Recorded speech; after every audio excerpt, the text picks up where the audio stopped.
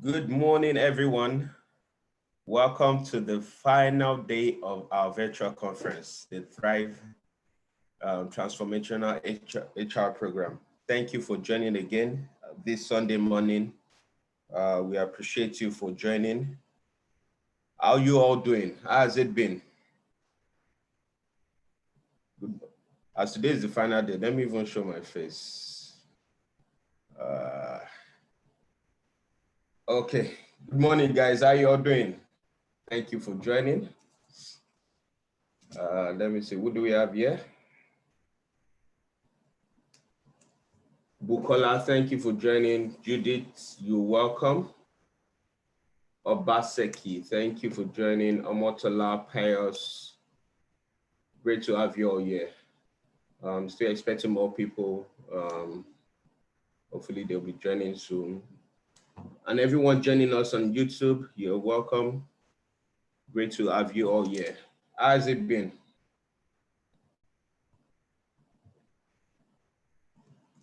Omotola says we need a party at the end. Okay, we'll think about that. Okay, great. Our speaker for today, Jam, she's on standby. I'll be bringing her up shortly. We're going to be looking at winning with emotional intelligence. This session has been pre-approved for 3 HR credits towards your tHRive certifications for those who hold that any of those certifications. Okay, Obaseki says, let me also appreciate your effort and commitment, Jide. Thank you, Obaseki, for that. Great to have you here. Thank you for your commitment. So I see you on every session or almost every session. So, and Omotola as well, and Elizabeth, Judith, thank you guys for always joining. So excited today. It's been 9 days. This is the 10th day, 9 days of amazing learning experience, great speakers, very relatable and important topics that we've looked at, especially for these interesting times that we're living in.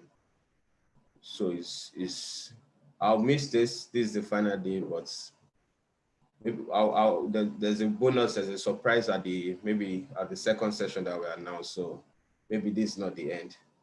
Let's keep these conversations going. Right. Thank you, Elizabeth, Felicia. Thank you for joining. Omo Bolande, great to have you all here. Okay, I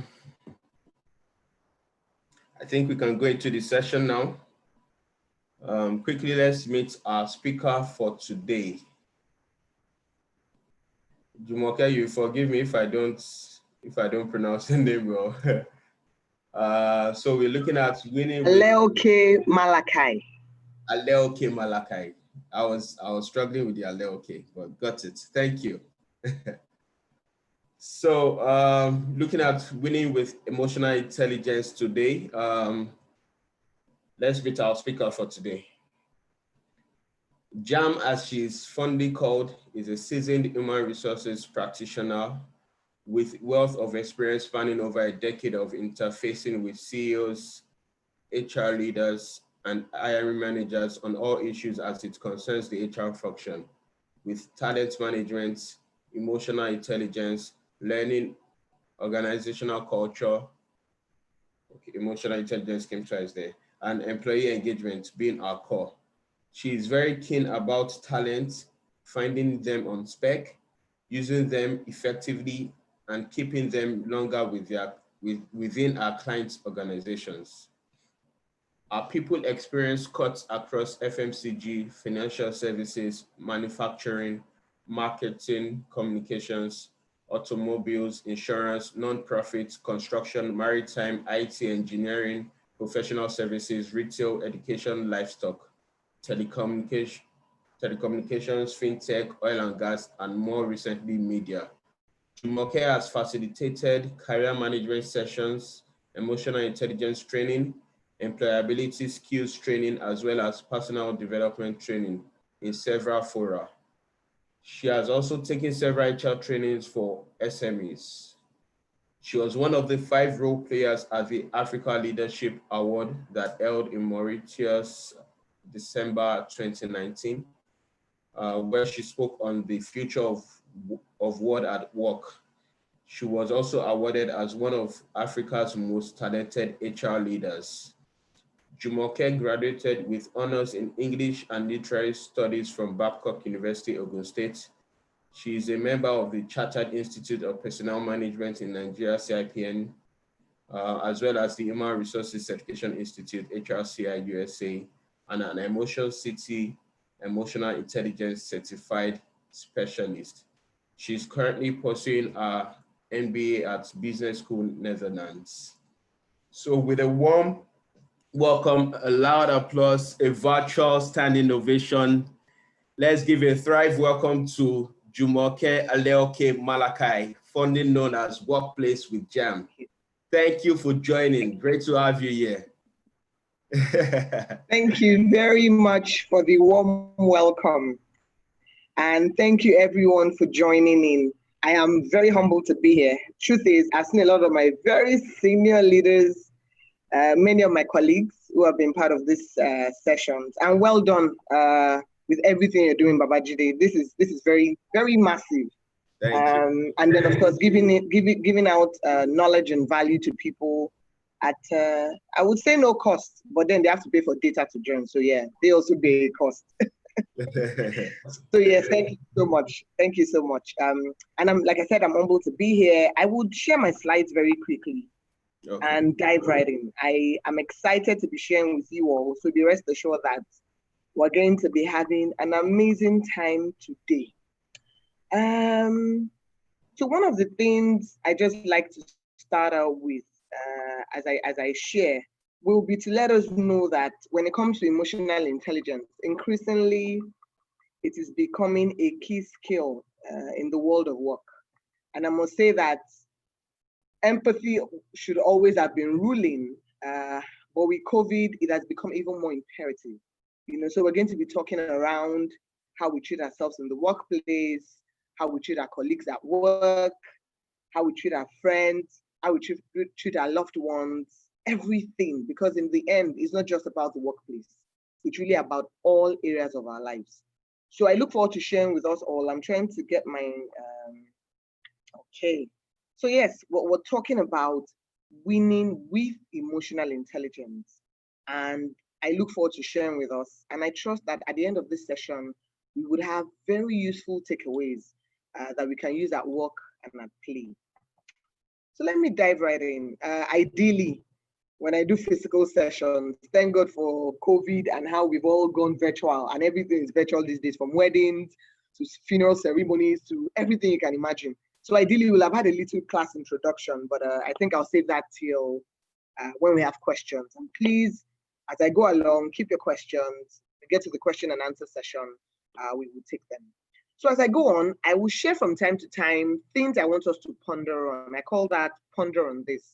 And what I like to do with this is the fact that when I share, I don't just want to share what I know. I don't want you to just see Jam's point of view.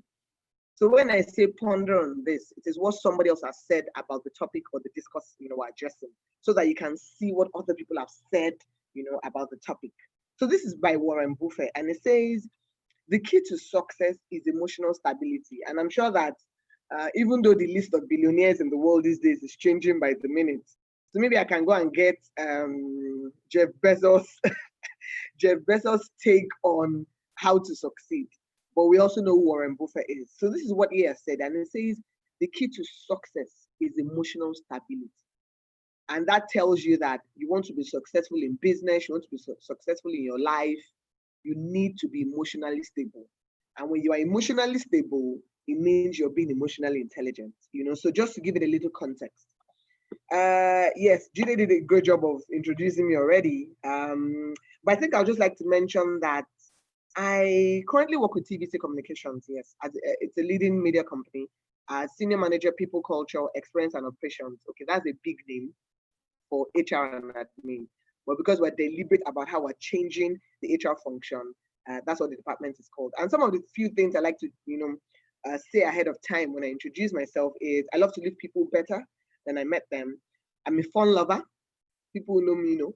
I'm a career development coach, so I take people through one-on-one coaching sessions.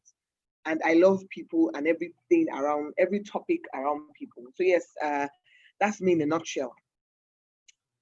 Another thing I want us to ponder on is by one of my favorite guys, and I refer to him as my leadership crush. His name is Jack Welch, and he passed on in March of this year. And Jack said, no doubt, emotional intelligence is more rare than book smarts. But my experience says it is actually more important in the making of a leader. When I read this quote, what I always quickly say afterwards is, do you want to lead other people? Do you want to be an exceptional leader? Then you need emotional intelligence. Because Jack is telling us, and Jack is someone you respect. If you know Jack's story from GE, he's saying that if you're going to be an outstanding leader, if you're going to be exceptional, beyond technical competence, beyond knowing the book, you need to have emotional intelligence. So it's not overrated. I know many people say, you're being about this EQ every day. You're tired. No, it's not overrated. It's a life skill, and it becomes very important that all of us get a hang of it. So yes, before we talk about emotional intelligence, we will start from the premise of emotions. So what are emotions? And I'll define very quickly. Emotions are feelings or sensations caused by a person's perception about something or someone. People have heard different stories about Africa. People have heard different stories about Nigeria. So when you conclude that a Nigerian is a scammer, that's a perception. And it's because of what you've seen. You've seen stories, I don't want to mention names. So you've concluded that a typical Nigerian is a scammer. You may not be right, but that's the conclusion you have made. Simply put, emotions are thought felt physically. So when I can feel an emotion in physical, that is an emotion. Emotions are, I'll give some example and I'll go to examples of emotion, but let me say happiness. So let me say happiness or joy is an emotion. When somebody credits my account with a fantastic and brilliant sum of money, you can imagine that my whole body will be responding to that glad tidings. That's an emotion. I'll go on very quickly. Something else I want us to ponder on. This is quite long and I'll take it very quickly. I stopped using this particular one at a point, but I'm bringing it back because I'm talking to HR people. So this is very key. And because the workplace is in our hands, we are custodians of workplace culture, employee engagement, and all those things. This becomes very important. So I'll read very quickly to us. This says 97% of highly successful individuals measure high in EQ. Let's take note of that. This is by TMS. According to Forbes, 85% of financial success is due to EQ and 15% due to IQ. And remember what Jack Welch too said. Beyond being book smart, there's a place where it's only emotional intelligence that can take you there. And then 58% of job performance depends on EQ. That's by Schmidt. 58% of job performance depends on EQ. So technical competence, I am not undermining technical competence, but I'm saying over and over again, EQ trumps technical competence. I'll move ahead very quickly. EQ in managers is an effective indicator of talent retention. So managers who have emotional intelligence can lead their team better, help their people be engaged, help their people stay within the organization. I'm sure you see this quote that makes the round, that people don't leave organizations, they leave line managers. So imagine when a line manager does not have emotional intelligence, it will show. High EQ results in effective decisions and decision making and reduces managerial risk. Yes, when I know that I'm dealing with a line manager who has emotional intelligence, I bring my best self to work. I look forward to coming to work every day. I will make less errors. Individuals with high EQ tend to be 3 times less likely to be involved in a work accident. Like I said, your emotions are in top shape. You can focus. You will make less mistakes, and you just bring your best self to work every day. Employee engagement is highly correlated to EQ. An engaged employee is 30% more productive than one who is neutral or not engaged. I always say it, that when we talk about employee engagement, at the center of employee engagement is emotional intelligence. Because you cannot talk to me about employee engagement and then the next minute you're yelling at me. You can't talk to me about emotional intelligence and then every opportunity you have, or rather employee engagement, and then every opportunity you have, you're tearing me down in the workplace. So if I'm going to be engaged on the job, then you're going to be deploying emotional intelligence. And then lastly, this one I like. Recruiters with a high EQ are 3 times more likely to be successful. And we HR people, somehow we have to be involved in recruitment, except when you have center of excellence and then of course business partnering. But if you are a generalist, you have the responsibility to attract, you have the responsibility to acquire talent. If you are going to be successful, you need to deploy emotional intelligence. And I know that I've said a lot of things, but as we go along, I will give a lot more context to what I've said. So these are the 8 basic emotions I talked about earlier. There's anger, there's anxiety, there's joy, there's trust, there's fear, there's surprise, there's sadness, there's disgust. Now, I always say also that all 8 emotions, you can feel them in a day. 1 minute I'm happy, next minute something happens and my emotions are all over the place. Something scares me, somebody annoyed me, someone surprised me. I woke up yesterday to the news of Chadwick Boseman's death. And before the end of yesterday, I heard about Christy Bonner. She's very popular on LinkedIn. She used to share, workplace tips, job seeking tips, and all of that.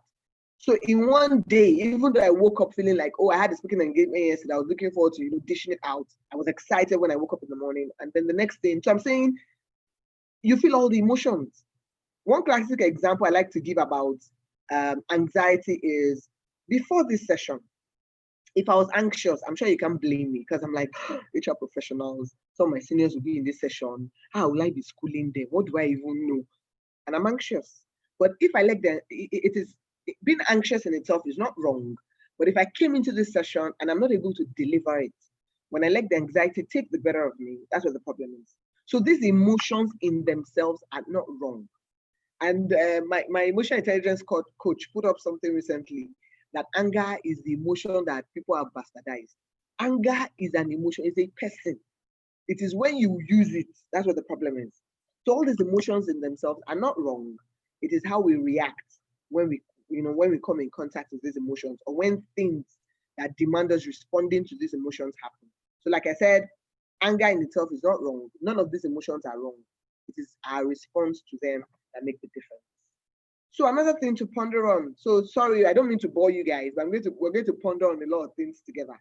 And this is by Forbes Coaches Council.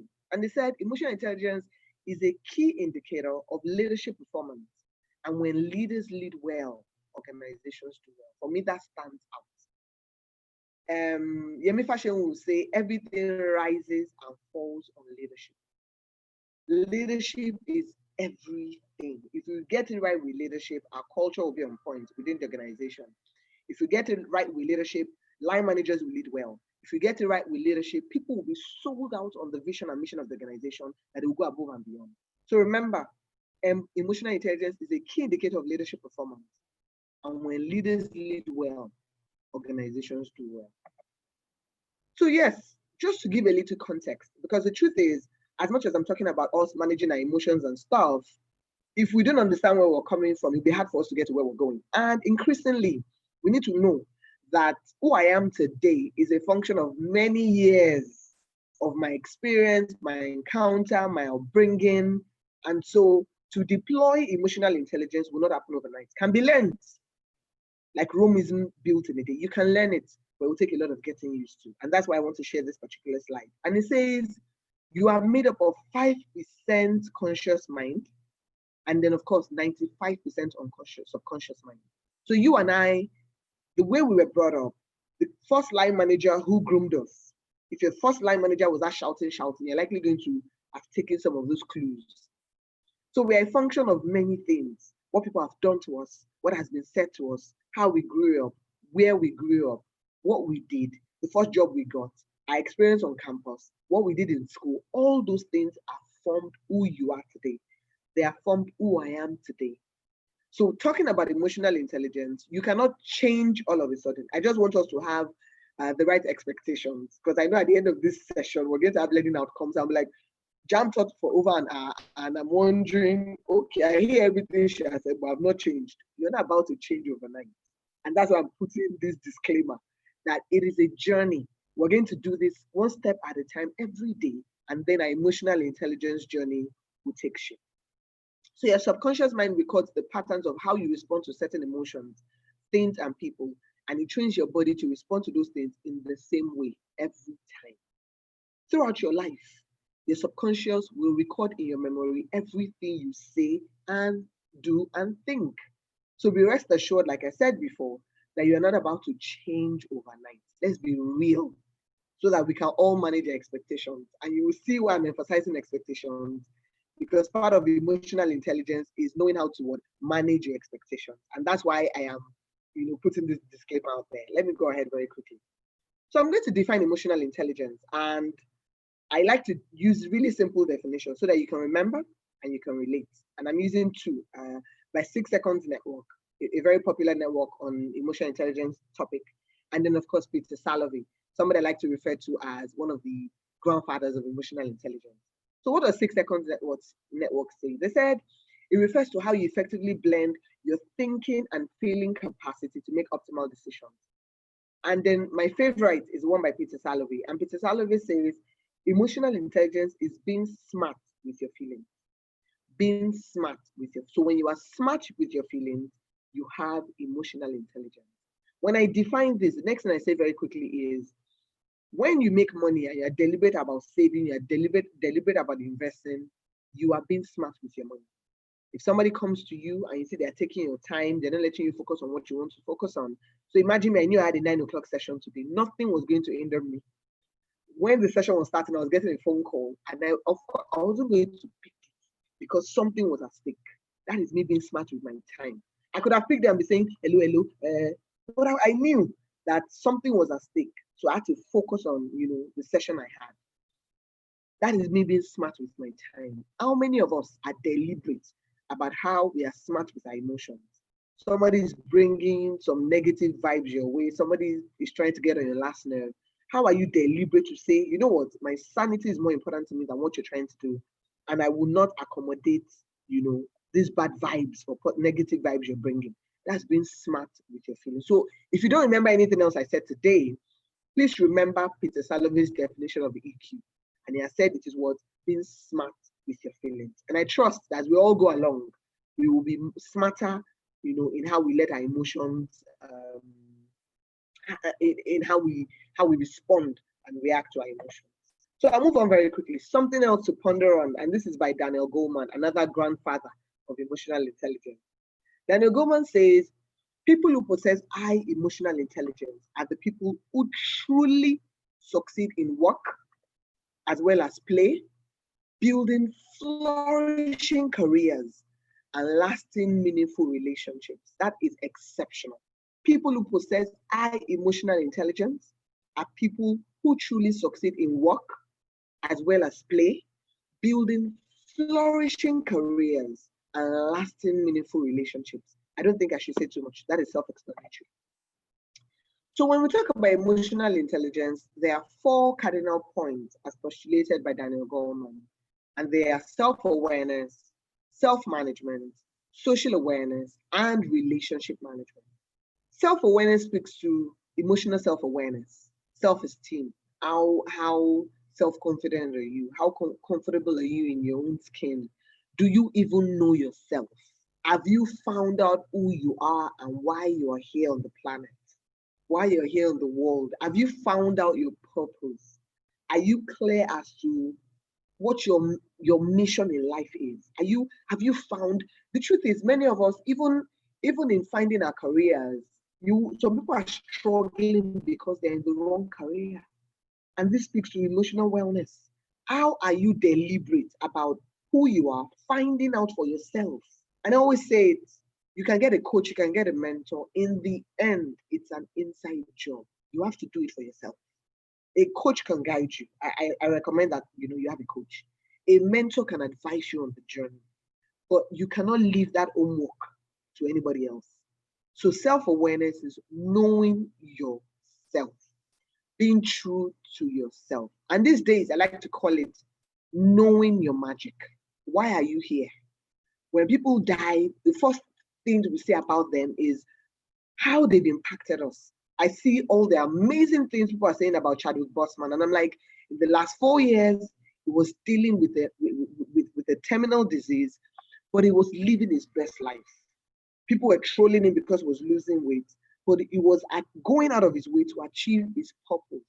And that's why he has died now, and we can talk about all the amazing things. The fact that he gave us our first ever Black superhero. The fact that in the middle of dealing with an ailment, he was churning fantastic movies that all of us want to go back to watch now, just so we can remember Chadwick. That's him. And there are many other people like that. So if you don't find out who you are, then you're missing a big part of your life's puzzle. So self-awareness, if I end this session here, I think it's enough. I'm going to share a link afterwards. I don't know how many of us have never taken a personality test. A personality test is important. Not that it's going to box you, but just so you know your strength, so you know your weaknesses, so you can play to your strength. Self-management. This speaks to emotional self-control, achievement orientation, and for that is you know who you are, you know your onions, you know what you've achieved. You can practice the habit of quiet self-promotion. If people don't know that you're good, if nobody knows you, nobody will call you, nobody will give you opportunities. Adaptability is important. Being able to, COVID came, we had to work from home. You needed to be able to adapt. It was important, it was imperative. And then, of course, positive outlook. I always tell people I can be overtly positive, and it is a weapon, and it is working for me. In the middle of the most trying times, in the middle of something that looks totally maybe you can't even explain how bad something is looking. But being deliberate to look at the positive side of things is a tool. It's a weapon that you always have to employ. And so when you say self-management, I always say that in the workplace, employers want, or line managers want people they will not have to micromanage. When you don't have to be micromanaged, that is big deal. A line manager will know that, I can go to sleep. This person doesn't need me running around and monitoring or overtly supervising him or her. So being able to self-manage means you are the CEO of your life. You know when to hire a person. You know when to fire. I'm not saying that's what CEOs do, so don't quote me, guys. But I'm saying you know what you want to do for your life. So being able to self-manage is a key skill you need as an individual. It's going to impact the team you work in. It's going to impact the organization you work in. So this is what employers and this is what line managers are looking for in the business world. And then social awareness. Social awareness speaks to empathy. Being able to remove your own sneakers, maybe it's Vans or Tommy Hilfiger, whichever, and then wearing somebody else's, putting yourself in somebody else's shoes. And I mean literally doing it. Somebody is in your team, they're going through something. How are you able to put yourself in their shoes? Being able to display empathy, it's a key skill needed in the world of work. And then, of course, organizational awareness. You are working in an organization. Do you understand the workings of that organization? Do you understand what is going on at time? Social awareness is also a weapon to use. Social awareness helps you to understand what's happening in the world around you. I can imagine that during the lockdown, or even now, we're still not, out of the woods. So if you're talking to somebody about coronavirus and the person goes, "What's coronavirus?" And you're like, okay, are you not? So understanding what's happening in the world around you, very important. And social awareness works for the organization you work in as well as the world around you. The last one, and it happens to be my favorite. Okay, I don't know which I like best, self-awareness but I really like relationship management. And it speaks to how you build your network. It speaks to who are the people that you know. How are you deliberate about striking, I call it sound, solid, and sustainable relationships with people. People always make things happen. As in, people always make things happen. So with relationship management, being able to display influence, there are many people we like today. It's because of the way they've showed up. It's because of the way they come across to us. You can know them from afar, but they have sort of, made that they have influenced you somehow. Conflict management. How are you deliberate about, as long as we're human beings and we're coming together, we have disagreements, but how are you deliberate about resolving conflict? Inspirational leadership. I always say, and I'll say it here, that leadership is incomplete except or until it is inspirational. Leadership is incomplete until it is inspirational. If you're not inspiring people, don't lead them. Okay, don't let me shake this table here. But yeah, leadership is incomplete until it is inspirational. And then, of course, coaching and mentoring. I've said it, I'll say it here. This is a forum for HR people. The future of human resources, the future of people management is coaching and mentoring. Coaching and mentoring is a key skill that is needed when you're trying to achieve an agile workforce. So agility in the workplace emphasizes on coaching and mentoring, where line managers can coach and mentor their direct reports. So as an HR person, if there's any certification you want to get, please let it center on coaching and mentoring. There's an institution here in Nigeria. It's called the Mentoring and Career Development Institute of Nigeria. I think a lot more HR people need to look along those lines. You need to be able to coach people. You need to be able to mentor people as an HR person. Now, take it away from HR. As a line manager, your ability to coach and mentor other people becomes increasingly important. And then, of course, teamwork. How well do you work with other people? How well do you work in a team? How do you help other people achieve outstanding success? How can people say that because you are in this team, we are doing exceptionally well? That needs to be you. So these are the four things, the four cardinal points that emotional intelligence rests on: self-awareness, self-management, social awareness, and relationship management. And of course, talking about relationship management, of course, is communication skills. If you're going to build relationship with people, you need to be able to have smooth convos, smooth conversations with people. So improve your communication skills, understand how relationships work, understand stakeholder management so that you can use it to your advantage. I said I was going to share. So if you've never taken a personality test, this is one that I recommend, the 16personalities.com. Take a test today so that you can sort of profile you. You know what your strengths are, you know what your weaknesses are, and you can play to your strengths.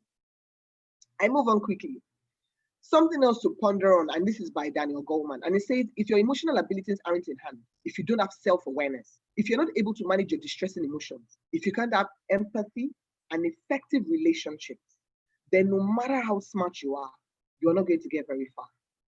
No matter how smart you are, you won't get very far. This is by Daniel Goleman in his book, Emotional Intelligence, Why It Can Matter More Than IQ. Now, this is a classic. And you see that all the explanations I gave about the four cardinal points speaks to this: knowing myself, being able to deal with other people, and being able to build amazing relationships. And of course, understanding and learning how to manage distressing emotions that we don't like: anger, frustration, disgust. How do you manage these distressing emotions? Very important. So there are four components of emotional intelligence that I would like to touch on, because if we talk about emotional intelligence and we don't talk about two key elements, patience and perseverance and expectation management, something is missing. And so these components speak to self-awareness, patience and perseverance, expectation management, awareness of others, and relationship management. And the truth is, with this, I have touched on self-awareness, so I will not bother anymore. I've talked about awareness of others, same thing as social awareness. And then, of course, I've touched on relationship management. The other two things I will touch on very quickly is patience and perseverance, and then, of course, expectation management.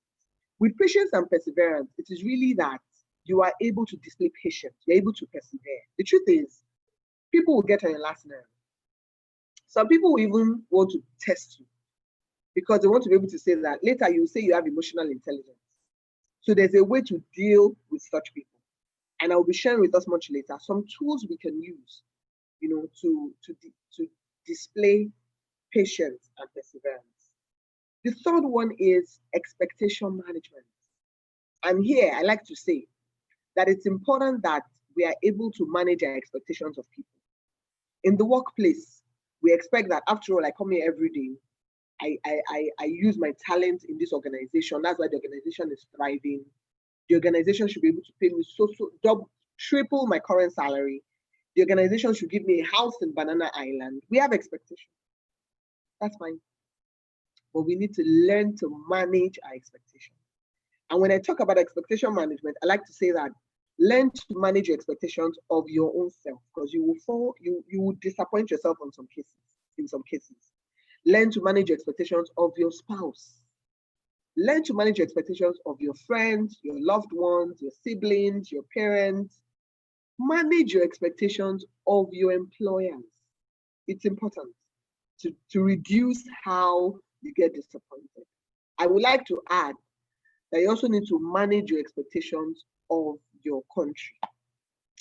I would have given some really peculiar examples as it relates to us as Nigerians, but I also understand that I have a wide spectrum of viewers, so I don't want to put Nigeria on the spot. But when I say manage your expectations of your country, I'm sure you know what I mean. So yes, expectation management, very important to reduce how you get disappointed. So I will share very quickly with us some tools that can help us, with managing patience and displaying patience and perseverance. Yes, so additional quote says, a moment of patience in a moment of anger saves you 100 moments of regret. And then, of course, you will continue to suffer if you have an emotional reaction to everything that is said to you. True power is sitting back and observing everything with logic. True power is restraint. Because really, if words can control you, that means everyone else can control you. So learn to breathe and allow things to pass. And that's how to display patience. So these tools are here. First is to keep a frustration journal. A lot of people talk about gratitude journal, but I also like to say, when I took my certification course in emotional intelligence, this was one thing that stood out for me, and I use it. What frustrates you? Take note of it, so that when it is coming close, you can nip it in the bud. So keep a frustration journal. Take note of what upsets you. Second is the interruption technique. Something is happening. Learn to use interruption. Take a walk away, blank out, however you want to do it. Learn to interrupt, whatever scenario is happening around you. So I always say that in the workplace, if there's an issue with maybe your line manager or a superior officer, if you use the interruption technique, you will come across as being insubordinate. It will be referred to as insubordination. So you need to be careful which tool you use when. Then the delayed response. Delay your response in the heat of anger. I use this a lot when it comes to emails. So you send me an email in anger, I won't respond on time, because if I'm going to be responding in time, then I'm going to be responding to the anger in your email. But when I give it time and I come back to you much later, the anger is out of the email. It has jumped out of my system. I am focusing on the word, on the letters, and then I can respond, and my response will come from a better place. And then, of course, there's 6 seconds network, 6 seconds pause rather, by the 6 seconds network. And this says pause for about 6 seconds before you act in the face of anger. I have a former colleague that says when he sees that he's very angry, he will just be calling himself. So let me give an example. So I'll be saying, "Jam, you're upset.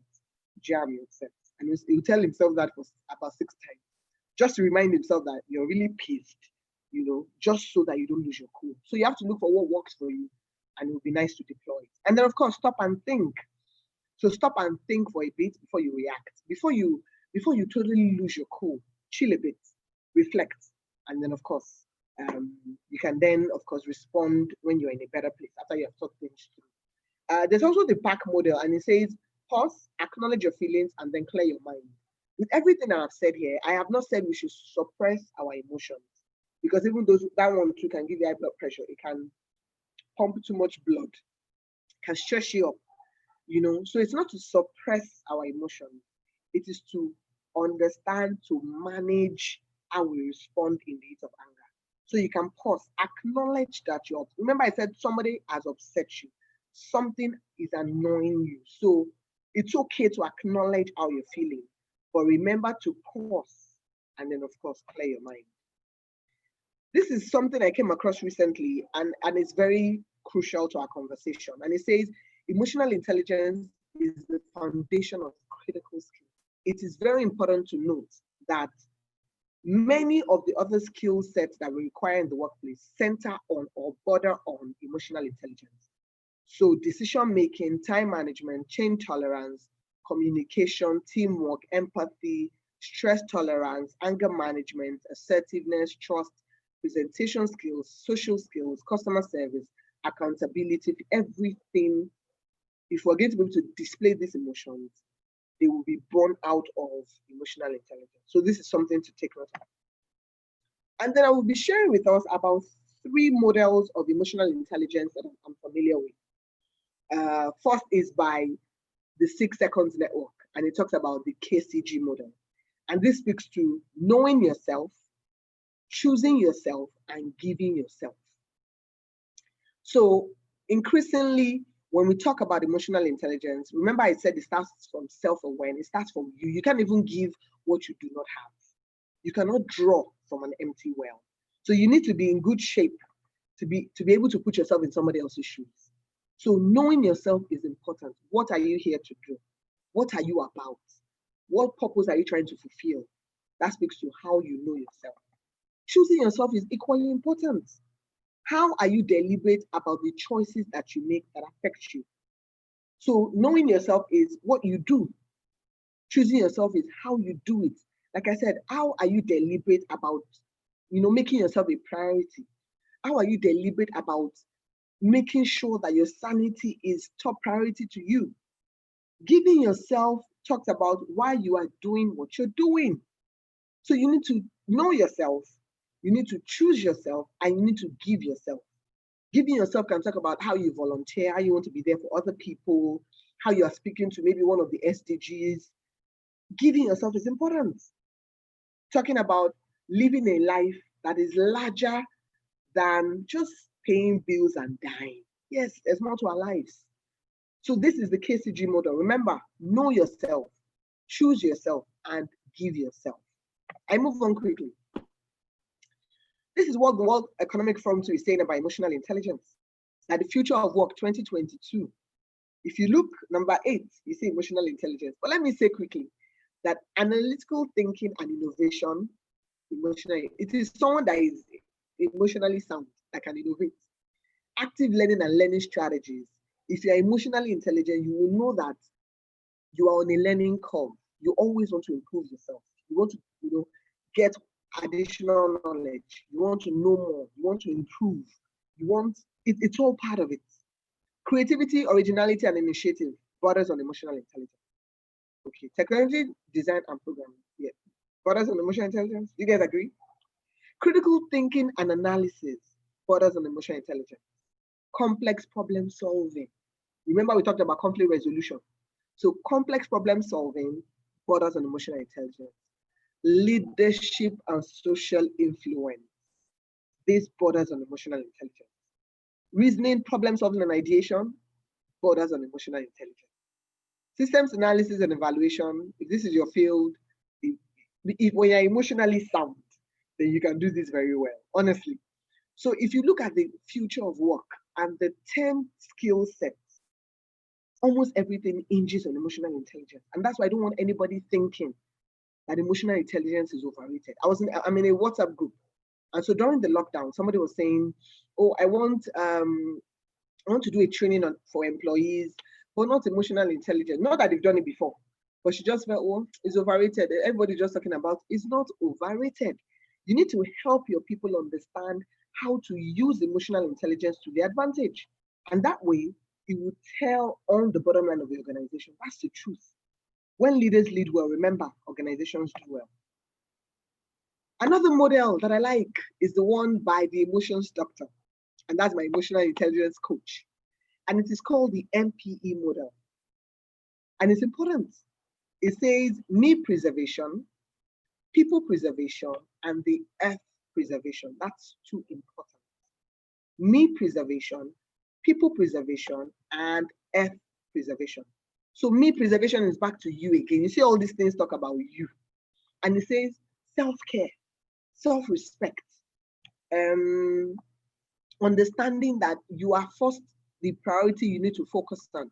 So it says creating your emotional space, emotional fumigation where necessary. Yes, something is not serving your purpose, clear it away from your space. People preservation talks about how you sense others' feelings, knowing how to have smooth conversations with people, understanding the workings of relationships. And of course, I always say that it's important we preserve people. Don't talk to people anyhow. Don't bring people down. People preservation is key. And then, of course, earth preservation. This speaks to designing our legacy garden. Why are you here? What do you want us to remember about you when you go? Doing your bit to make the world a better place. Very important. So, me preservation, people preservation, and earth preservation. Very important. Another thing to ponder on. This says, when it comes to success in business, EQ is IQ for breakfast. I really like this one. And it's off Peter Drucker's quotes on culture and strategy. And it says that culture eats strategy for breakfast. And we have added, many of us have added lunch and dinner. It's not just breakfast. It will eat it for lunch and it will also have it for dinner. Now, when it comes to success in business, this says emotional intelligence eats intelligent quotient for breakfast, lunch, and dinner. So that's to tell you that EQ is not overrated. That's one thing I want us to leave this session with. EQ is not overrated. It is increasingly important that we as individuals master our emotions and use it to bring our best selves to work. So I'm going to say that Babajide, because of this session, I am sharing for the first time the model that I came up with around emotional intelligence. I am sharing it publicly for the first time. And this is the KOB model. So yes, thank you, Adulam, for letting me share here for the first time. Great. And this is the KOB model, and this is by me. And it says, know your magic, own your magic, and bless others with your magic. There's a reason we're all here. And I want to challenge us that we need to find ourselves first. And that's where I say, know your magic. Why are you here? You need to discover the reason you're here on this planet. When you do it, you do all of us a big favor. Second is owning your magic. So be deliberate about owning what makes you tick. The things that stand you out, the things that make you exceptional. Be deliberate about owning it. I've said it that when it comes to how the narrative of Africa or Nigeria is shared, we are deliberate these days about owning our narrative. And for you as an individual, it's important. Organizations do it. They tell you what they want you to know about them. So you as an individual, you need to be deliberate about owning your magic, and then you are your number one PR person, never magic. If people around me know that I always say this, that you need to share your awesomeness with the world around you. If you're so amazing and we don't know, you've not done us any good. You have shortchanged us. You have cheated all of us. So please, guys, like I said, this is the first time I'm talking about my model. It is knowing your magic, owning your magic, and blessing other people with your magic. And all of this borders on emotional intelligence. So all the people we admire, all the people that influence us, they have mastered this. They've learned how to bring out their best selves. They have learned how to, for me, the loss of Chadwick, it's really eating me. And it's because he had what he was dealing with, but he was also deliberate about blessing us. So you see that even though he had an ailment, he was sharing his awesomeness with us. And that he has left with all of us, and there's something tangible we can hold on to. So guys, whatever you do, please, you need to share your awesomeness with us. Another thing to ponder on by Forbes, and I must say that I started to use this quote in 2019. And it says that the fact that emotional intelligence is considered increasingly important for organizations comes as business leaders are looking for employees who have more than just technical skills. employers are placing greater emphasis on soft skills to cope with the rapidly changing and uncertain business environment. So remember I said 2019, that was when I got this quote. So did we think that the business world was changing and uncertain as of last year? We've always talked about VUCA, volatile, uncertain, chaotic, ambiguous. COVID came and sort of changed that to another degree. You know, so the business world has never been uncertain, has never been more uncertain than we have right now. And so staff or employees or people who are displaying emotional intelligence will always be sought after. Always. Please quote me. Quote me. Employees who have high emotional intelligence will always be sought after. I shared something on Workplace with Jan yesterday, and I said, it doesn't matter, or I can't remember how I said it. I said, I don't care how much technical competence you have. I don't care how sound you are, the skills that you have. If you had a shitty attitude to that, you will not go very far, no matter how far you have already gone. So I remember the first time I shared that quote, many people in my network were like, oh, the people have shitty attitude and they've gone far. Okay, don't even say that, Jam, don't even say that when they've gone. And I'm like, and that's why I added that part to say, I don't care how far you have already gone. If you have a terrible attitude, you will still be found out. So it's important that in addition to our competencies, in addition to our skills, in addition to how sound we are, let the icing on the cake be an amazing attitude. One last thing I'd like to do as I round up is to take us through this journey of coming up with our values. Organizations thrive on values. Organizations thrive on core values. All of us are part of organizations, and I'm sure that you know that the core values of those organizations are the reason why the organization is the way they are. When we're talking about behaviors in the workplace, they are measured by the core values of that organization. Organizations want you to look at them in a particular way because of the core values that they represent. So what is value tree, or what are values? Values are basic and fundamental beliefs that guide or motivate attitude or actions. They help us to determine what is important to us. Values describe the personal qualities we choose to embody to guide our actions, the sort of person we want to be, the manner in which we treat others and ourselves, and of course, how we interact with the world around us. They provide the general guidelines for conduct. What are your values? If you look at this tree, it's a beautiful tree. You know, when you have an apple tree, it has only apples. When you have an orange tree, it has only oranges. This tree has different fruits. That's why I said it's a unique tree. And I'm going to read out a couple of values on the tree, just so that we can go on that journey of identifying our values that we want to live by. So you have encouragement, patience, persistence, character, responsibility, achievement, leadership, unity, learning, giving, friendship, forgiveness, integrity, equality, dedication, respect, patriotism, inspiration, love for animals, cleanliness, courage, sharing, innovation, hope, service, purpose, sacrifice, gratitude, parenting, peace, civic sense, confidence, sportsmanship, compassion, attitude, relationship, and innovation. Humility is there as well. Now, this is not exhaustive. So if I've not called out your value, it may not be on my tree, but please know it. But what I want us to do very quickly is sort of draw our own value tree. If you're like me and you cannot draw, please list your values. If you can draw your tree. But I want us to just have at least 5 values that we want to live by.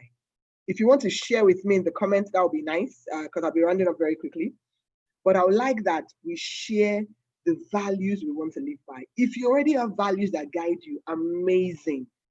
But if you've never been on this journey, this is something I would like you to do very quickly.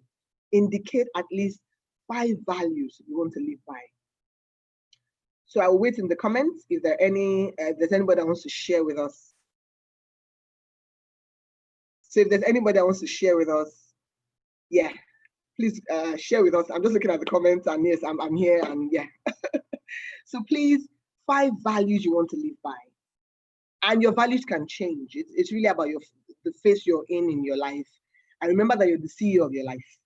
So if you decide today that I want to add gratitude, I want to take away whatever, there's no formula when it comes to your values. But I want us to have those values. But beyond having the values, I want us to live by these values. So I'll just take a few minutes, chill a bit, for us to talk about the values we want to live by. So yes, I'm waiting. Even if you don't want to share it, please do it. Write it somewhere out of the tree. Which 5 values do you want to live by? So share very quickly.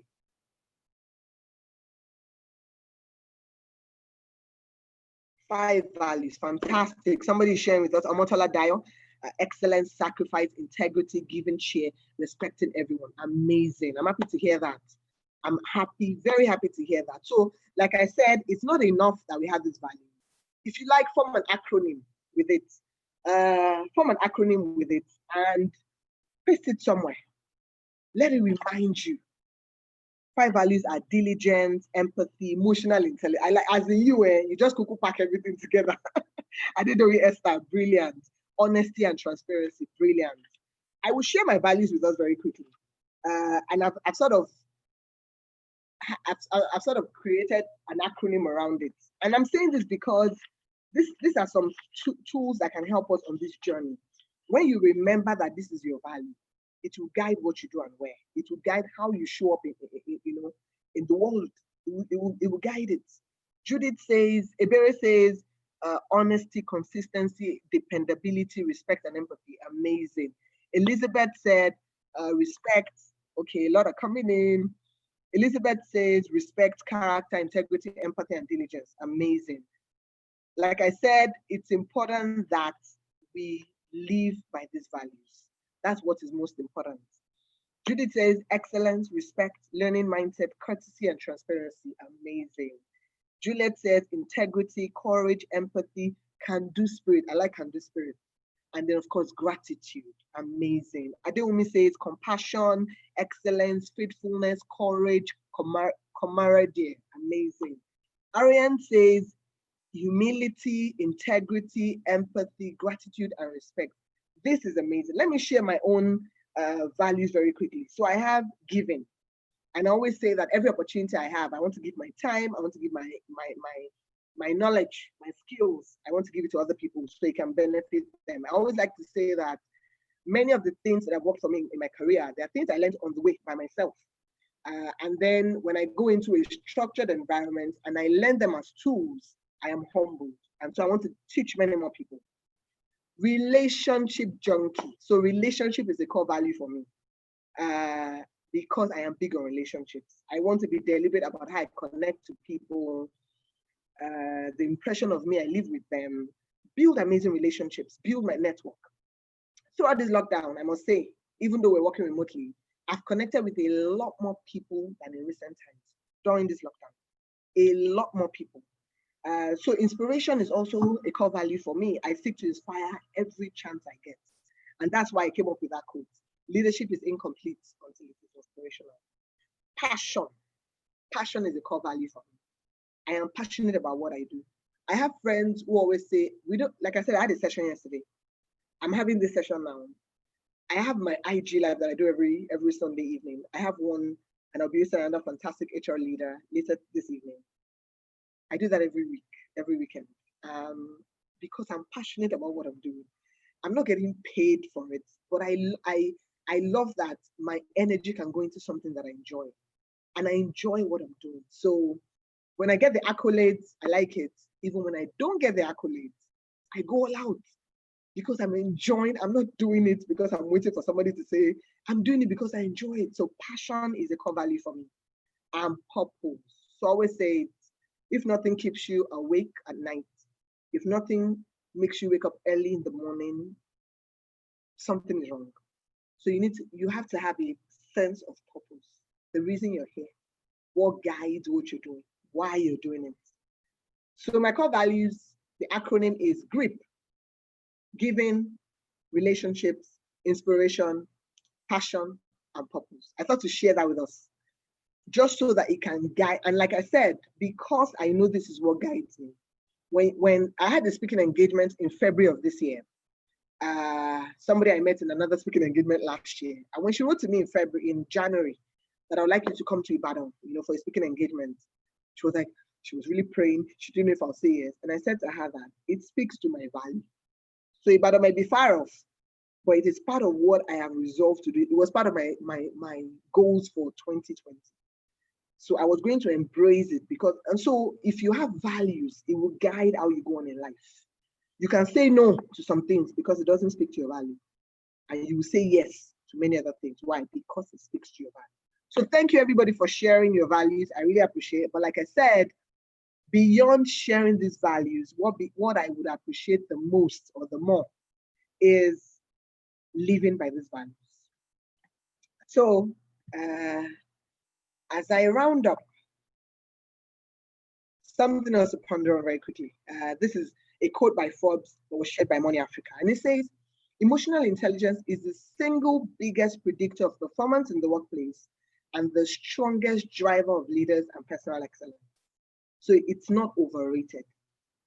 In my emotional intelligence school, Emotion City, we say that emotional intelligence is not a soft skill. It's not a life skill. It is life itself.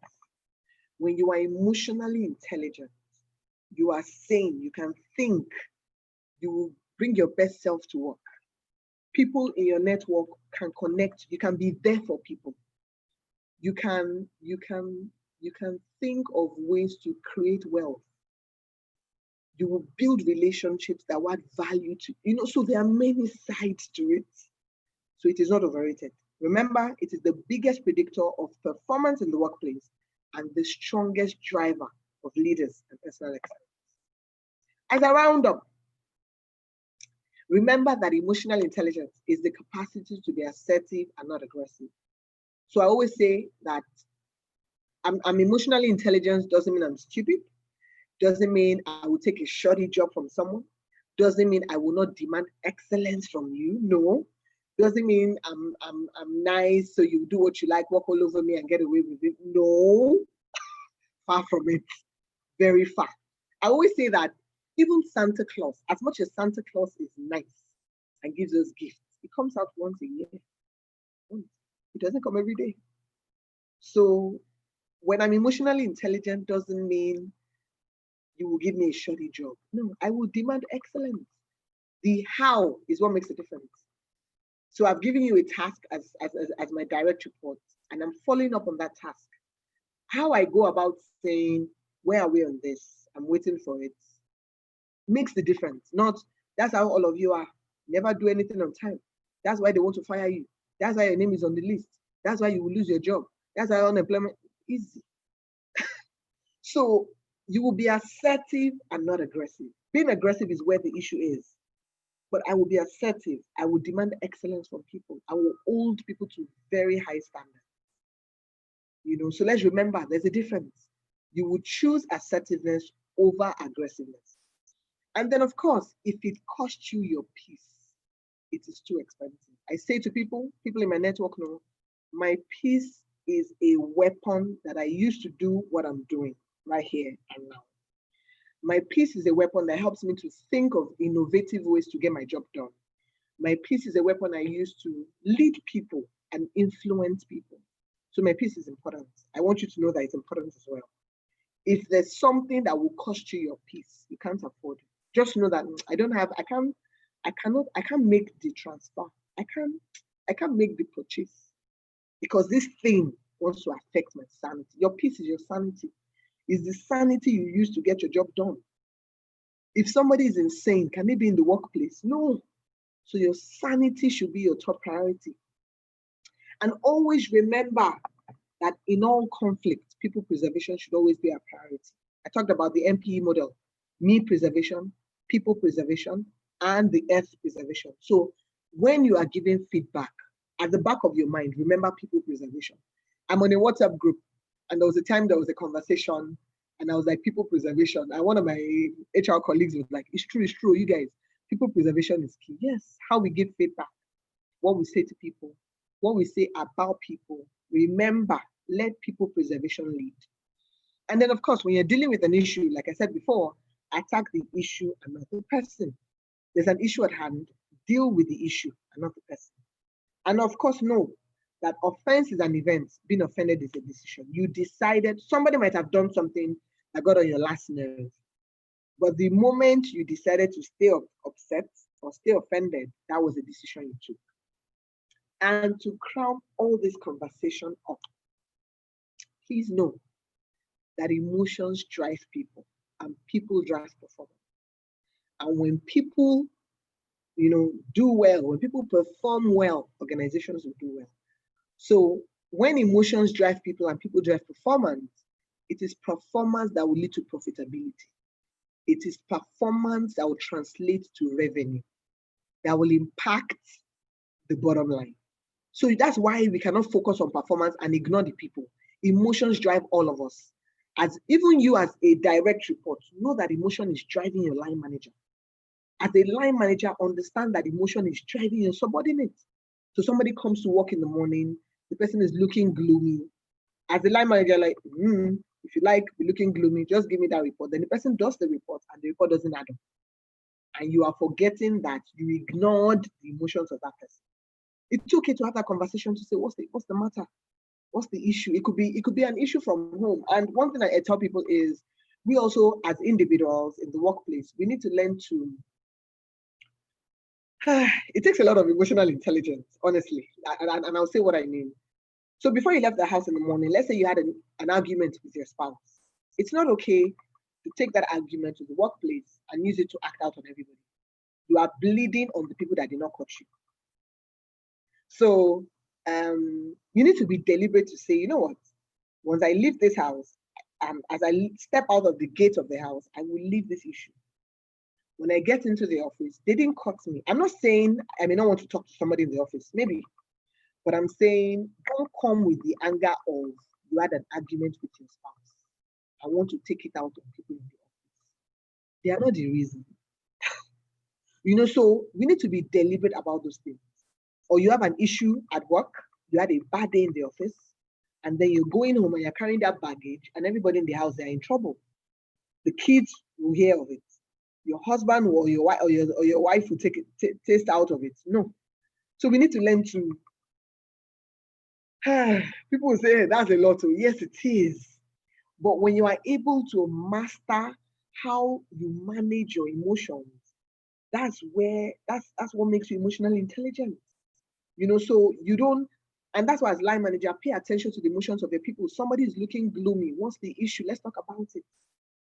The fact that you even want to hear why I'm looking like this is already putting me in a good place. You may not have the answer. You may not be able to solve that problem, but people want to know that you care. Remember, there's this quote that says, people don't care how much you know until they know how much you care. So let people know that you care. If I always come and I'm my bubbly self, the day I'm not looking bubbly, ask what the matter is. It's important so that I know that, yes, you care about me. It's important that we do this. So yeah, I don't know if there are any questions. I can see some already and I will take them. But I think that is me rounding up and saying, yeah, please, that's the end of the session, and I'll take questions very quickly.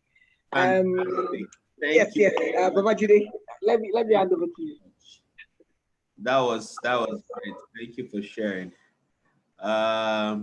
So one thing you guys should go with into the week: know your magic, own your magic, and bless others with your magic. That's the KOP model by Jack. Ready first, exclusive on the Thrive. Thank you, Jide. Yes. Great, thank you. How was the session? Let's get some feedback. Thank you. Wow. Can we have more?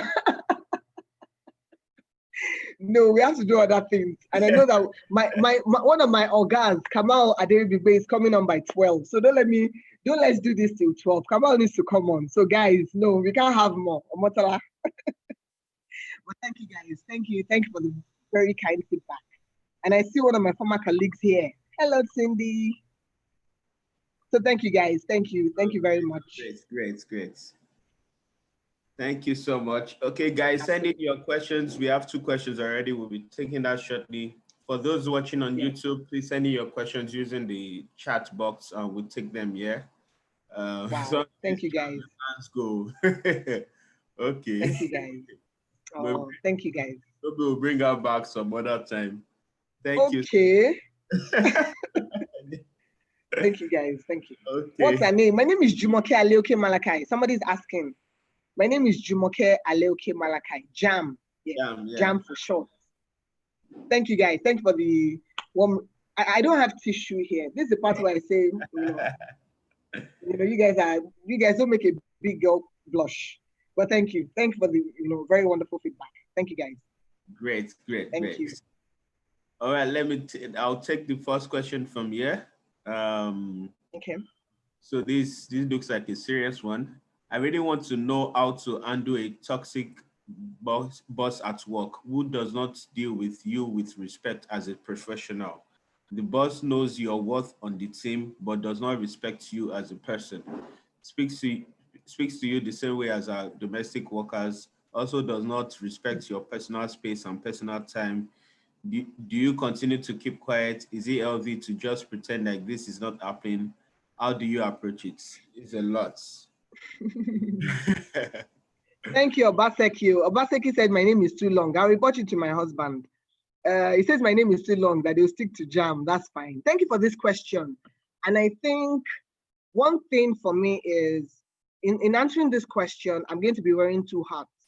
And that's my career development coach hat, as well as my emotional intelligence certified specialist hat. So I wear these two hats as I answer this question. And what I mean by that is, I'm going to answer it largely from the career development angle. And I always say to people, and you're going to permit me, Judy, at this point, to go down that road, talking careers. So I always like to say to people that your career is your life's journey. So it becomes very important. I'm too passionate about my career. People who know me know. And so if I'm working in a job that I don't like, I can't pretend. You will know. And so when I decide to take my leave, it's because it is time to move on to other things.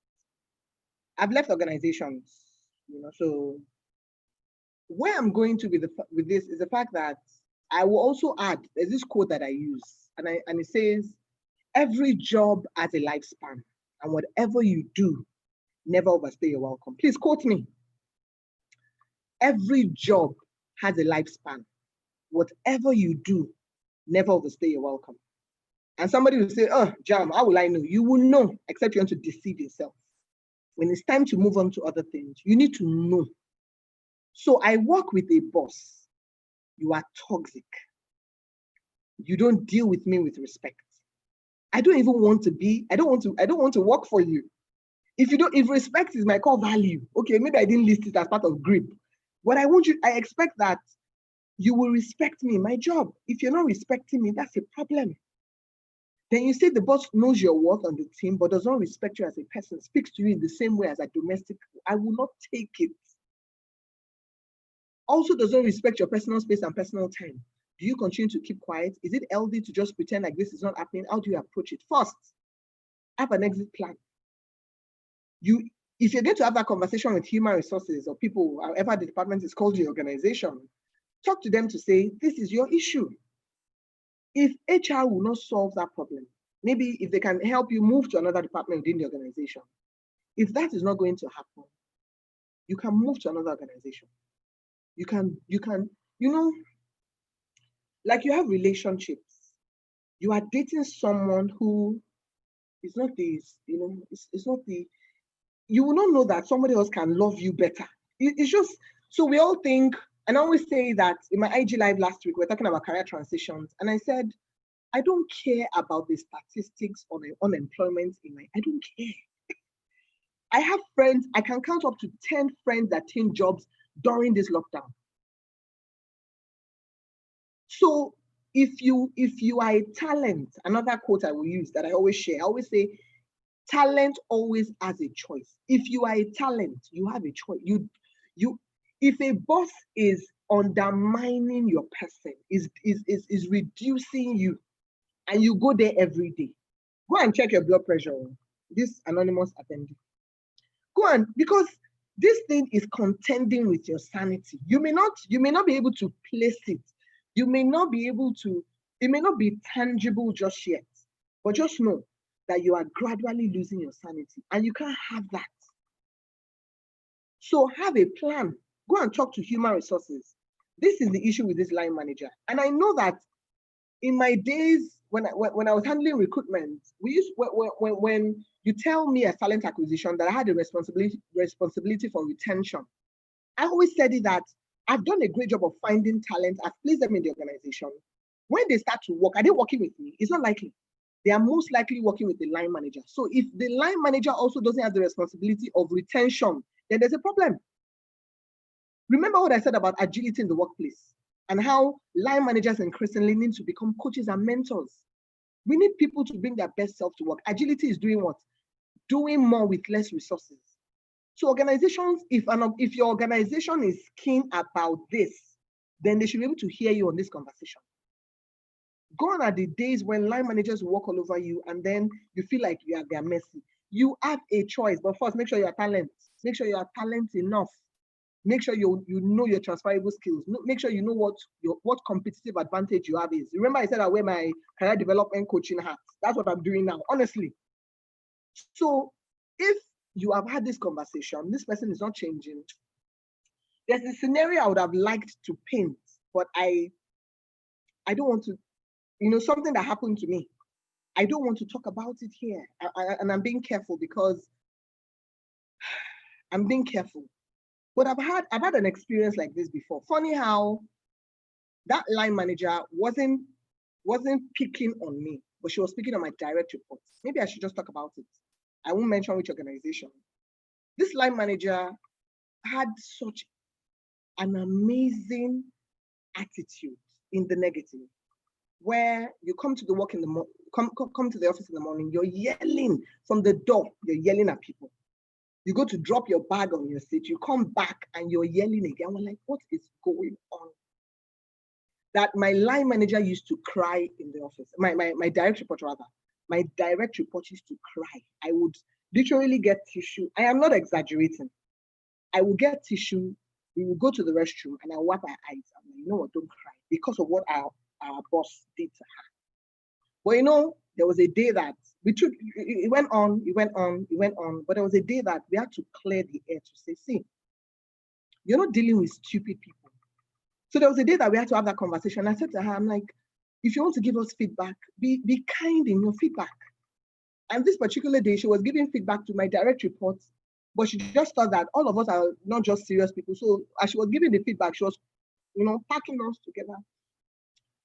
I'm careful. If I continue this gist, people know what I'm talking about. I'm trying to be deliberate. But that day, I had to stand up for my direct reports. And I stood up and I said, ma'am, it's okay to give us feedback. It's okay to say what she has done wrong. But first, we are saying all of us when you're correcting one person. And then even the delivery is, you are tearing this person apart. You are literally tearing this person apart. I gave her that feedback that day and the rest was history. So at times you need to stand up to say, no, I will not have you treat me like this. I earn a salary here doesn't mean that you will reduce my humanity. You have no rights. So remember that you are human. You need your sanity. Remember what I said about your peace. Your peace is what can help you make money. That's the reason you go to work every day. You are dispensing your peace. And so when you're in a job that is contending with your sanity, please send me a DM. My handle is Workplace with Jam. We'll start to look for another job for you. I hope I have not answered. Jide, I think it's so honestly, you cannot, and increasingly, I hope organizations are also holding line managers accountable. You can't be the reason somebody will contemplate suicide. It doesn't add up. Because you're my line manager or in the office, you will talk to me, I start to feel terrible. If you are in an organization that feedback makes you feel like less than who you are, start to think. And remember that if you are a talent, you have to be talented. If you are a talent, you have a choice. A lot of choice at that. A lot of people are stuck in organizations. They just think, you don't know what's out there. And they are just swallowing all the dehumanizing things they're doing for them.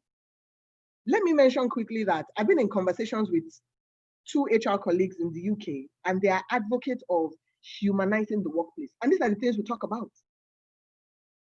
And it is becoming a trend. People are screaming and they're saying, we need to humanize the workplace. I spend the most of my time I work. I better love what I'm doing. And you as an individual, you owe it to yourself. You are working in a place, somebody is dehumanizing you, and you think because of a paycheck, you have to be stuck. Please have an exit plan. Plan it. I'm not saying wake up one morning and say you are going. I'm saying have an exit plan. And when you are leaving that organization, do your countdown. Live with pomp and pageantry. Let them know that you are happy to be leaving that toxic place and you're going to a better place where you shine. And you'll be surprised that a job is waiting for you where you will really shine, where your talent will shine through, and you will wonder why you took all that crap for too long. Let me stop here. Wow, awesome response. I can feel your I can feel yeah. I think I need to take water at this point. You know, yeah. I needed to just tone it down a bit. But honestly, people should not, you're not obliged. You're not obliged to stay in that's an abusive relationship. Yes, it's abusive and you're not obliged. So know that you are talent, but make sure you're talent. And then your plan B, you activate it. Awesome. Awesome. Thank you so much. There's a second question here. Can I go ahead? Yes, please. Omotola is asking, please can you elaborate on how to draw the line between displaying high EQ and being assertive and confident when managing up? Sometimes in trying to manage your emotions, you give more opportunities for the things you do not like in your superior to continue. You know that, I will say very quickly here that people ask me that, so is EQ a tool people use to manipulate? That can people use emotional intelligence to manipulate? And what I always like to say is, the moment you are manipulating people, it's no longer emotional intelligence. How about that? The moment you have mastered your emotions enough and then you use it to manipulate other people, just know that you just stop being emotionally intelligent. And with all the things I have said, going through my slides, I don't think that any one of them will come across as manipulative. So the truth is, in managing your yes, it becomes selfish. In managing up, you know, it takes a lot of emotional intelligence again to manage up. But one thing is, make sure that your motives are right. Make sure that your motives are right. I have no problem, no matter how much of a superstar I think I am, I don't have a problem helping my line manager shine. I do not have a problem. And that's why I say make sure your own motive is right. Instead, all the magic that I bring is supposed to help my line manager shine. All the magic that I bring is supposed to help the work, help us get the job done. So as long as I am not bringing my magic to overshadow my boss and undermine my boss's authority, I should still be in line. So I think the motive behind how you want to manage up is what becomes important. And the truth is, as long as I do that, I don't think that I need to worry about, what that superior officer has said or how they come across. I am focused on how I get my job done to the best of my ability. I am focused on how I bring all the magic that I represent to bear so that it benefits the work. It helps my line manager shine. I always say it. If I will not let my line manager shine, there's a problem. So you should not have a problem. I was in a leadership development training last month, and somebody asked a question that, what do we do with bosses that you are the one that will do everything? When they enter management meeting, you do as if they did it. But you are the one that did it. What should you do when they take all the shine? And the facilitator, the impactor, Adebayo said, what's your business with that? Honestly. And the truth is, and as I said, your motive is important. That's not your business. You were supposed to do the work, you did it. Cool. Have your own record that you're doing it. So that when we get to performance appraisal conversations, I can say, I did this, I did this, I did this. Wait for your own turn to be the head honcho, where you can then say yes, where you are the one in that room and you're making those comments. You should not have any, and that's the thing, that comes from self-awareness. So I'm so self-aware that I don't have a problem with helping somebody else shine. Why? Because remember, my magic is my own magic is still here. So there's no, I don't have to be afraid. There's no insecurity. So I don't know if I've done well, to touch on that question, but because the question says, elaborate on how to draw the line between displaying EQ. Display your EQ. Be assertive and be confident. If you know that maybe you need to tone down the degree of your shine, don't eradicate the shine, tone it down a bit, because managing your boss is a crucial skill, ability to manage your boss. But I will also not shine and make my boss feel uncomfortable. As I'm saying, the motive becomes important. Balance, and in the end, it's balance. How do you make sure you come across as a professional? Remember what I said about organizational awareness. So you also don't want to be under the carpet and nobody sees you. So you want to get seen, okay, but in getting seen, never outshine your boss. Or what's your motive? So your motive, I think the motive is the perfect answer. What is your own motive? Do you want to sideline your boss? Do you want to outshine your boss and they'll make you the HOD? You see your motive there already. But if you help your boss shine while you are shining too, it's all good. I think at this point, I'll talk very quickly about Jack Welch's video about who a leader is. Please permit me, Babajide, to touch on that very quickly. And I think I can use that to answer this question as well. And what Jack Welch said in that video was, there are 4 key characteristics of a leader. And he said, first is, any leader should be the chief meaning officer, be the chief groomer. Third, he said, have generosity gene. And fourth, he said, be the chief front officer. I will explain very quickly. So we've been the chief meaning officer. And I'm saying this to us as HR people. I'm saying it to us as leaders. I'm saying it to us as line managers. If you're the chief meaning officer, it means you are giving meaning to the work people are doing. Give them context. Let people know how what they're doing as a front desk executive adds up to the strategic objective of the organization. So remember that. Chief meaning, give meaning, explain. Where Jack said, you need to tell people where we're going, why we're going there. Yes, people need to know. So be the chief meaning officer. And of course, you need to know before you can give me meaning. So make sure you also know. Second is be the chief broomer. So go and buy a big broom.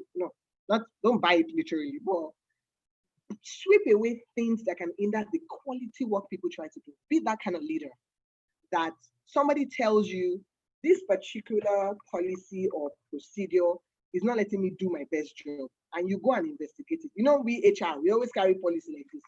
Policy. Okay, how can we tweak the policy so that it's not injuring the quality work people are supposed to be doing? So be the chief bloomer as HR, as line managers, as leaders. The third one is my favorite, and it says have the generosity gene. So this means be okay with seeing other people succeed. As in, you need to have, everybody in the world needs to have a generosity gene, honestly. But as HR people, when it's time to give employee awards, don't say, we could do all the work, they don't give us. Don't worry, your own shine will come. But be okay with seeing employees recognized within the business. Be okay with seeing people recognized for the hard work that they do, because you help them do more. So be okay with it. As a line manager, we are recommending people for promotion. Recommend your people when they've done well. Please. Don't say, this one that I've done my KPI with the CEO. I said I didn't do well. As I'm not doing well, nobody else is doing well. All of us are getting D. Nobody. But if they've done quality work, why not? That's generosity gene. So be okay with people seeing people succeed. Line manager, leader, HR, be okay with generosity gene is important. Celebrate other people's successes. And I always say that beyond work, you have friends. Somebody is, opening a new house and See, this look is not good. I can't even be looking like this. Let me smile. I can't. That's not me. Babajide. That's not me. This is me. Be okay with seeing people succeed. That's generosity, Jim. And the last one, Chief Fun Officer. Jacquel says, always make sure that people have fun while they're at work. And the example he gave was that in his days at General Electric, they always found a reason to bring cake to the office, just so that they can celebrate and binge on cake. So remember, 4 things any leader, and I will say that we're all leaders in our rights. So as a leader, if you're HR, you're leading on behalf of the organization, you know, we are custodians. So remember to be the chief meaning officer, give meaning to the work people do. And you need to first know it. How does the business make money? What's the business value chain? Second, be the chief groomer. If you have a policy that is injuring the work people are doing, how can we tweak it? Don't say that's how we have been doing it. Be flexible, be able to adapt. Remember the skill set I talked about under EQ. Third is generosity, Jane. You need to have it. Be okay with seeing other people succeed. When you celebrate other people's success, yours will come. And lastly, Chief Fun Officer. Help people have fun while they're at work. Pizza, in my office. Don't let me loud it. From pizza day to, and the Debonese pizza is always on point. I'm free advert, so they didn't pay me for this. Always on point. And then of course, ice cream, donuts, cupcakes. Just let people have fun in the workplace. That's where they spend the most of their life. So please, the life itself is hard enough. It shouldn't be hard at work. That's the end of my fantastic talk. That was so much value. Thank you for sharing. Thank you, Babajide. Thank you for having me. Great. That's great to have you here too.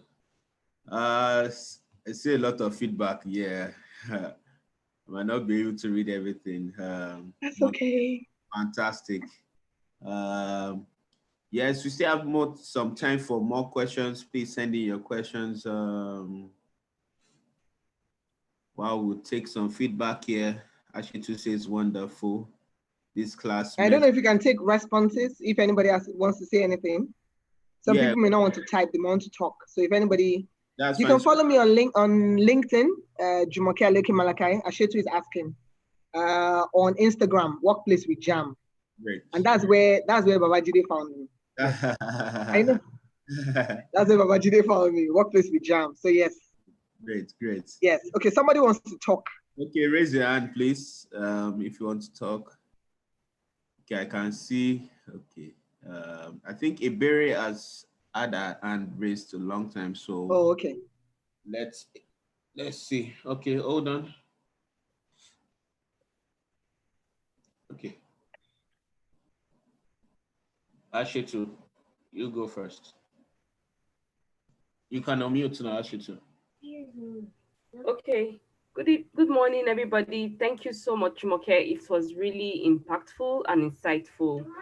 Okay, so like I said, this class meant a lot to me when my boss said that I didn't have emotional intelligence and it almost robbed me of my promotion. So she said, wow, I did everything wonderfully. In fact, I even gave her 100% performance, more than what she asked for. But she said I didn't have emotional intelligence leading the pack. That's my team. So I felt really bad, and I was like, so am I supposed to hug people when they're not doing their job? Or am I supposed not to tell them, or am I supposed not to drive the people to do the job? She would refer people to me and say, okay, Ashetu, this person doesn't like working. I'm going to send you to Ashetu to get the job done. She would take people from my team and bring them over to other team and say, what you've learned from Ashetu, I want you to come and bring it to bear here. So when it got to the time of my promotion, and what I was hearing was, she's good, she's this, but she doesn't have emotional intelligence. So I was wondering what it meant to have emotional intelligence. So that was why I was asking that how could I hook up with you, Jumoke? Because I really wanted to understand that does having emotional intelligence mean you pampering people that are not giving you overtly pampering people that are not delivering, exactly, or people or taking taking mediocrity over excellence, or taking a lot of errors on the job, because I get to, even though my team does their job, I get to work on it sometimes overnight. Sometimes I don't get to sleep. Sometimes I overwork myself because they're not giving me what I want to see. And when you talk to them, it's like they're not emotional intelligent. So I want to understand how to balance this mediocrity, excellence, emotional intelligence, not talking, and all the likes. I don't know if you heard when I talked about being assertive and not aggressive. And I think I touched on it, that I'm emotionally intelligent doesn't mean I'm stupid, doesn't mean I would take mediocrity, doesn't mean I'll take a shoddy job. You will still do your work. Do you understand? But it's how you give people the feedback. So maybe, and I think we should take this offline, so just you can DM me on Instagram. My handle is Workplace with Jam. I showed it up on the screen before, Workplace with Jam. I saw it and I'll do that. Thank you. Fantastic. But and like I said, and don't be too hard on yourself. So it's a journey. It's a skill that all of us can learn. Do you understand? And we'll get better at it. And that's why I gave the example of conscious and subconscious mind. So I've been like this, but I can improve. But I think for me, it's very impressive that you are even willing to talk about it openly, and be rest assured that your promotion is coming. Amen. Thank you. So yes, we'll take that offline. Okay, so Omotola. Anybody else? Omotola, you can unmute now. Hi, I'm here. Can you hear me? Good morning, everyone. Yes, we can. Thank you so much. I'm so excited. I wanted you to hear the excitement in my voice. Thank you so much. I'll have hugged you if not for COVID.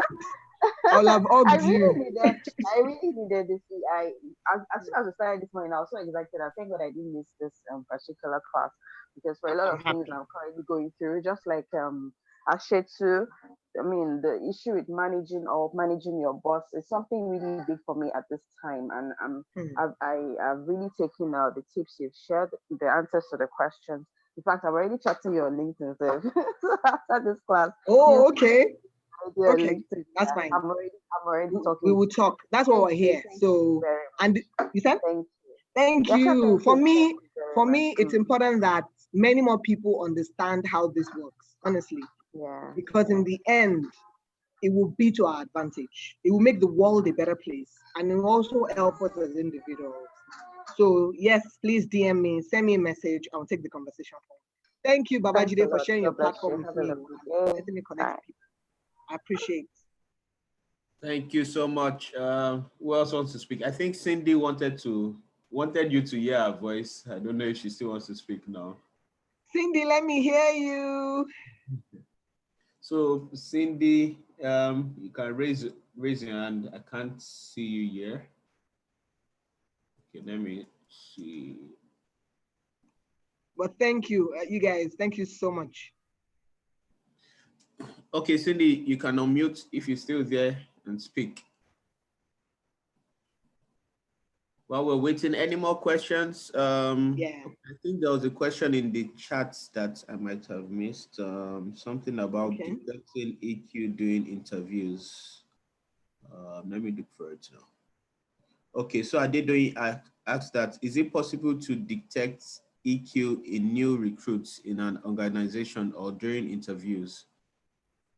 So yes, that depends largely on your recruitment process. But if you have a competency-based recruitment process, the kind of questions you will ask, will determine how, of course, when you ask the questions, the responses the candidate gives goes a long way. So for me, you can pick how self-aware is this person, how much of teamwork, ability to build relationships, how well can they manage other people, manage up, manage down, So it's really about the recruitment process. And it's not the question of tell me your weakness. That's not, I can cook it up. I know everybody knows how to prepare for interviews. So it's really from the start to the end of your recruitment process. How are you attracting people? That's what also makes the difference, So it is possible. but how you make sure your recruitment process is in tune with discovering that. I'll give an example. So because working on how people work together in a team, in my organization at the moment, we're doing a lot around revamping our organizational culture. So a lot of conversation is going on in that area. And so we're mindful of the people we're bringing on board, how you get along with everybody else. We need to be closely knit. So I do an interview with someone and the person goes, when I'm doing my work, I don't even care who is walking around. I'm just looking at my system and I just want to do my work, and that would be all. And we're 3 of us on the panel. We didn't even, so everybody just, we just got his comments and many other things this candidate said.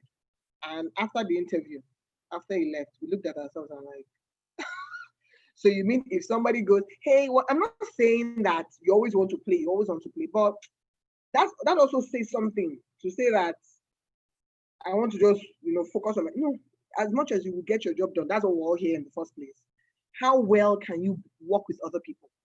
And then when I'm asking questions, people that are self-aware, you will see it even in their responses, the degree of enthusiasm they bring even to the interview, the level, how they talk. You can see how passionate they are.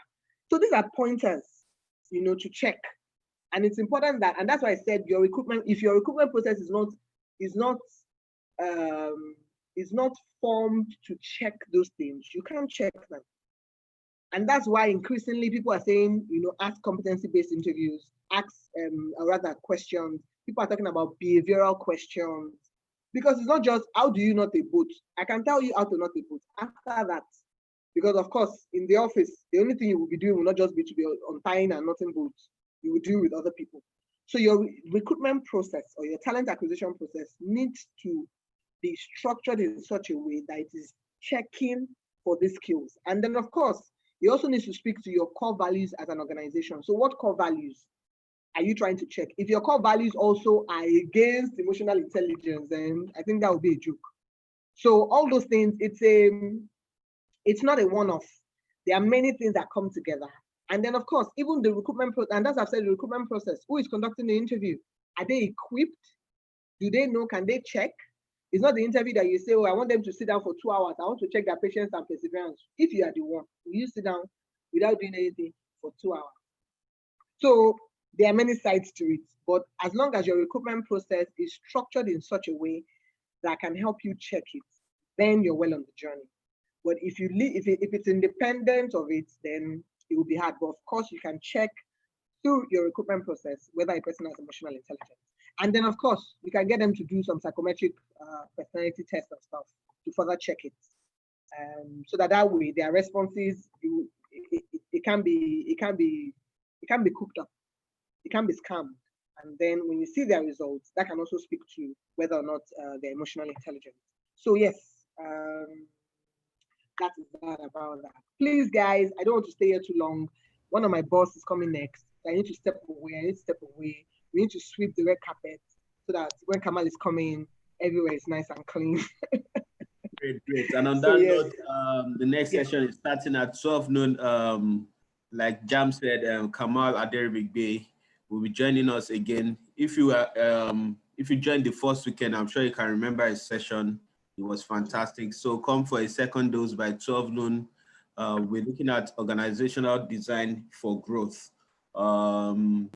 Share this widely. Like we always say, this is free to attend. Is not free knowledge, but it's free knowledge.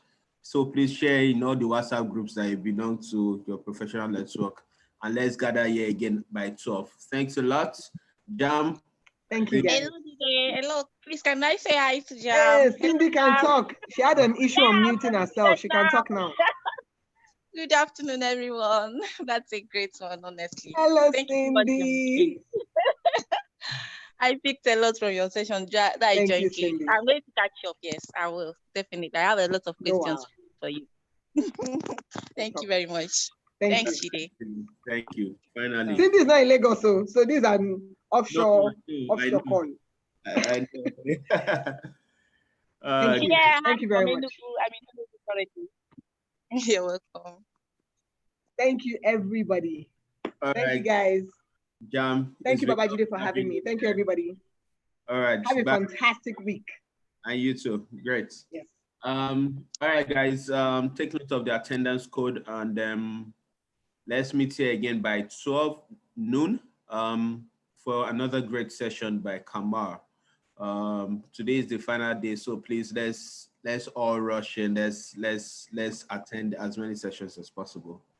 Great. So see you again at 12. Bye for now.